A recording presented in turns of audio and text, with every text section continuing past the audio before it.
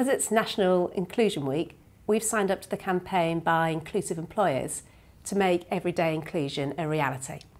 So we're the executive directors for HR for the Bank of England.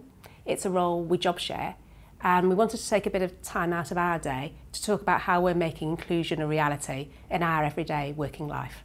It's really important that we're all very inclusive every day of our lives in how we go about doing our jobs and outside of work.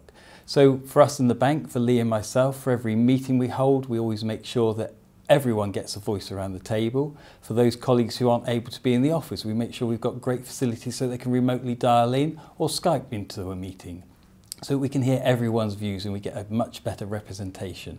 And just in everyday things, saying hello to people, meeting with people, sharing opportunities, sponsoring people. We have a great sponsorship programme in the bank to make sure we bring all our colleagues up to their full potential. Lee, how about yourself? I think those everyday interactions really matter. Just taking the time to say, as you say, Jonathan, say hello in the morning, to ask people how they are, really makes a difference to how colleagues feel. But as well as thinking about our everyday behaviours, Jonathan and I's job also means that we need to make sure that we are delivering for the Governor, for our other senior colleagues, their commitment to make diversity and inclusion an absolute top priority for the organisation. So diversity and inclusion is discussed as a sort of standing item at many of our, in fact all of our top level senior committees. And it's mine and Jonathan's job to make sure that we're bringing those discussions to the table and that we're delivering on the pledge that the Governor and others make to really put this top of our agenda.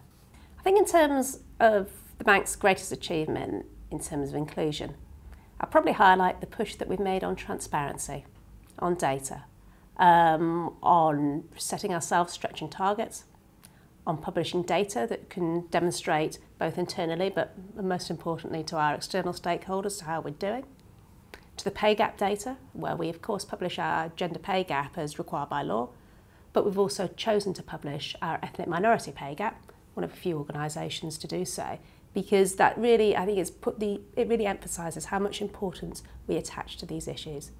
I think publishing data and transparency has been important for all sorts of reasons, but it's helped focus our minds, it's helped sharpen our incentives, and it's helped give us visible measure of not only the progress we've made, and we have made a lot of progress, but also the progress that we've yet to make, where we all know there's more work to do.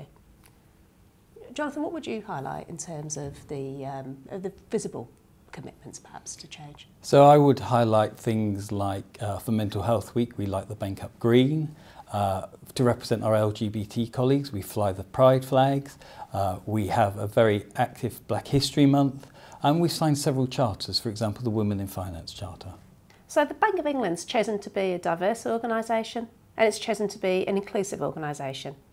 And perhaps I'll say a little bit about diversity before we talk about inclusion. So why is diversity important? Well, first and foremost, it is just the right thing to do. Simple as that. The second thing we'd highlight is the importance of diversity to public trust. The Bank of England serves all of the United Kingdom, and the more representative we can be of the people that we serve, the better that's got to be for public trust. And the third thing I'd highlight is decision making. We know for a fact that diverse groups make better decisions. Decision making is our business at the Bank of England. Diverse groups help us be better at decision making, help us be better at the business of the bank.